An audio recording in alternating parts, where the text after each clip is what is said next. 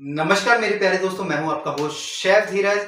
आज इस वीडियो में मैं आपसे कुछ क्वेश्चंस करने वाला हूं। ठीक है, एक Q&A हम लोग करने वाले, एमसीक्यू होगा जिसमें एक क्वेश्चन होगा, उसके कुछ आंसर्स होंगे और आपको सही आंसर को जो कमेंट करना है। वीडियो के एंड में मैं आपको सारे आंसर दिखा भी दूंगा। ठीक है, और जो ये टॉपिक होने वाला है आज हमारे क्वेश्चंस का, वो होने वाला है हमारे फूड कॉस्ट, जो कि बहुत ही ज्यादा इंपॉर्टेंट है हमारे शेफ्स के लिए, इवन जो हमारे रेस्टोरेंट के ऑनर्स के लिए, क्योंकि यही पूरा का पूरा बेस है। अगर आप अपने फूड को अच्छा बनाने के साथ साथ अच्छा बेचना भी चाहते हो, या आप उसको अच्छा बेचना जानते हो। ठीक है सर, तो यहाँ पे टॉपिक है हमारा food cost and it's element. अब हम लोग अपने पहले क्वेश्चंस पे चलेंगे।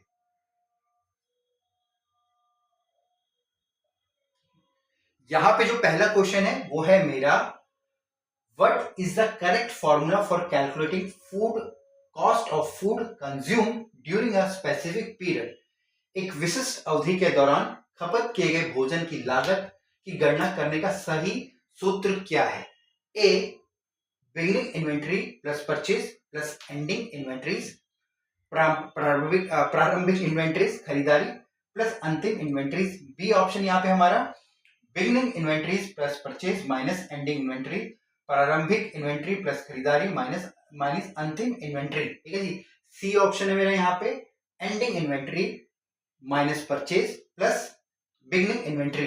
अंतिम इन्वेंट्री को माइनस करना है खरीदारी से, फिर प्लस करना है जो हमारी आरंभिक या बिगिनिंग इन्वेंट्री हमारी होती है। और सबसे लास्ट में हमारे पे यहाँ पे है जो चौथा ऑप्शन है हमारा, वो है टोटल सेल्स माइनस परचेज। जो हमने टोटल सेल करी है पूरे रेस्टोरेंट की, हमारी जो मंथली हमारा जो सेल हुआ है उसमें से हमने जो परचेज करी है, ठीक है, वो हम लोग माइनस कर देंगे। ठीक है, तो ये था हमारा पहला। अब इसमें से चारों को आपको सही ध्यान से देखना है, ए बी सी डी, और कमेंट करके बताना है कौन सा सही है। ठीक है, मैं सेकंड क्वेश्चन पे जाऊंगा, बट यहाँ मैं आपको अपने जो फूड कॉस्ट से रिलेटेड कुछ कोर्सेज और प्रोग्राम्स के बारे में बताने वाला हूँ। कुछ फ्री भी हैं और कुछ पेड भी हैं। ठीक है, हमारी वेबसाइट है यहाँ पे www.ihmgurukul.com, हमारी ये वेबसाइट है हमारी। ठीक है, बाकी मैं डिस्क्रिप्शन में भी दूंगा। यहाँ पे हमारे पास एक कुछ कोर्सेज है, ये फ्री ऑफ कॉस्ट है हमारे।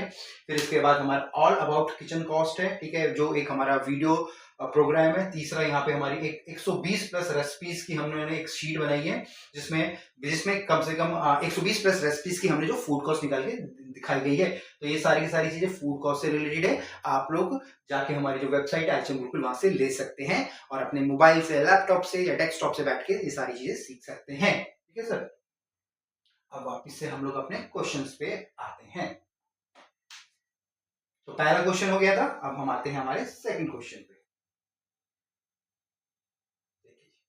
अब जो दूसरे नंबर का क्वेश्चन है वो है हमारा, which of the following is considered as an element of food cost that must be subtracted from the cost of food consumed to find the net food cost? अब नेट फूड कॉस्ट को पाने के लिए, ठीक है, net food cost को पाने के लिए किस एलिमेंट को हमको जो सब्सट्रैक्ट करना पड़ता है, घटाना पड़ता है? निम्नलिखित में से किस फूड कॉस्ट का तत्व माना जाता है जिसे नेट फूड कॉस्ट ज्ञात करने के लिए खपत की गई भोजन की लागत से घटाया जाना चाहिए? पहला है हमारा कस्टमर की जो सेल्स को, बी है हमारे यहाँ पे स्टाफ के मील को, तीसरा है हमारे यहाँ पे किचन इक्विपमेंट डेप्रिसिएशन, और चौथा है हमारा इलेक्ट्रिसिटी बिल।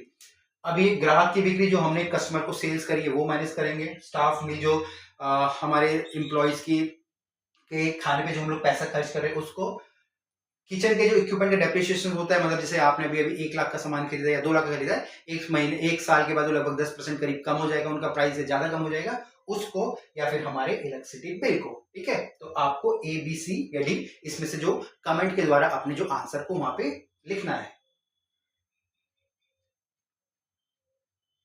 तीसरे नंबर के क्वेश्चन पे हम लोग आ गए, वो है हमारा, What does potential food cost represent in culinary management? अब हमारे जो रेस्टोरेंट मैनेजमेंट या होटल मैनेजमेंट में, ठीक है, में पोटेंशियल फूड कॉस्ट का क्या मतलब होता है ना? आपको बताना है। यहाँ पे जो ए ऑप्शन है हमारा, the actual cost after wastage and theft, जो हमारी एक्चुअल कॉस्ट है, ठीक है, फूड की चोरी और जो वेस्टेजेस के बाद। बी हमारे यहाँ पे है, the theoretical cost based on a standardised recipes and ideal condition. मैं इधर आऊंगा, ठीक है सर। मानकीकृत व्यंजनों और आदर्श स्थितियों पर आधारित संवैधानिक संकेतित बहुत ज्यादा डिफिकल्ट है भाई ये तो लागा, ठीक है।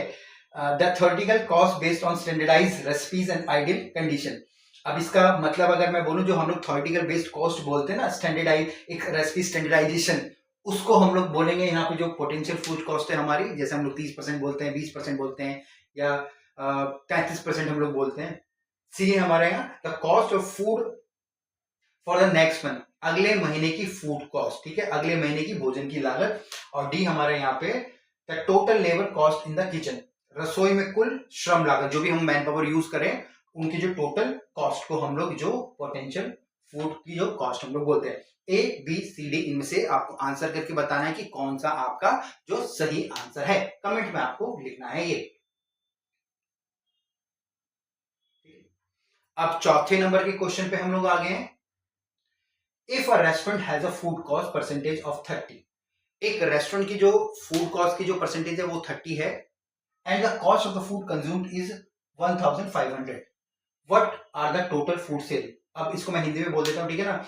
मान लीजिए एक रेस्टोरेंट की जो फूड कॉस्ट है वो 30% हम लोग बोल रहे हैं, ठीक है, और लगभग उसने यहाँ पे 1500 रुपए, या ये डॉलर में दिया गया, इसको हम लोग रुपीस में मान लेते हैं, चलिए 1500 रुपए खर्च करे हैं उसने, या पूरे महीने में उसने परचेजिंग 1500 रुपए की करी है।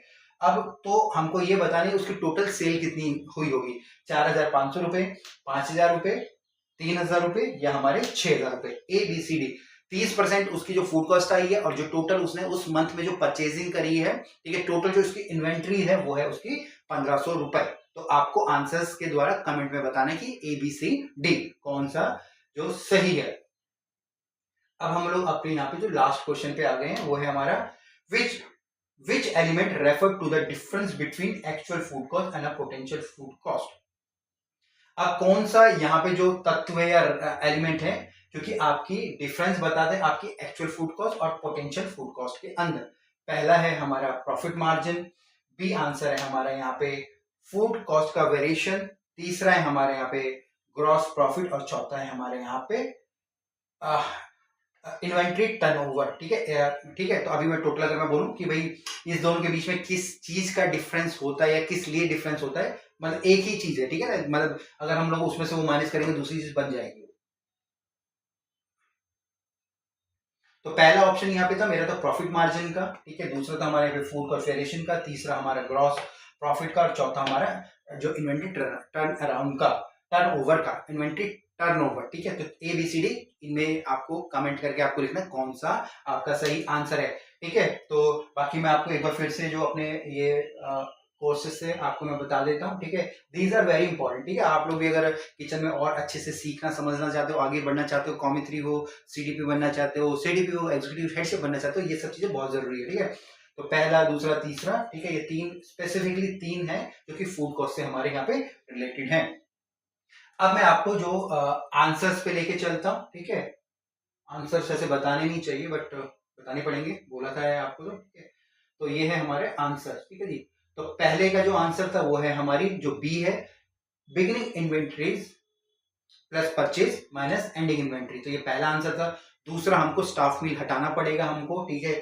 तीसरा theoretical cost based on recipes, चौथा हमारे यहाँ पे जो 5000 रुपए होगा, ठीक है, जो हमारी टोटल सेल हुई उस मंथ में, और डी हमारे यहाँ पे फूड कॉस्ट के वेरिएंस, ठीक है, जो उनके बीच का डिफरेंस को हम लोग बोलेंगे।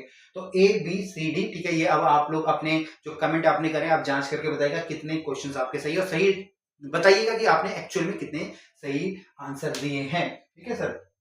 बाकी आप भी अगर हमारे चैनल पे अभी नए हैं तो प्लीज चैनल को सब्सक्राइब जरूर कर लेना है। हमारा चैनल है शेफ धीरज के नाम से, मेरे ही नाम से। इसके अलावा कुछ भी टॉपिक्स पे अगर आपको वीडियोस चाहिए, आप चाहते हैं उसके बारे में आपको नॉलेज मिले, तो मुझे नीचे कमेंट जरूर कीजिएगा, हम लोग उनको उनके ऊपर वीडियो जरूर बनाएंगे। फिर मिलेंगे एक नए वीडियो में, तब तक के लिए जय हिंद।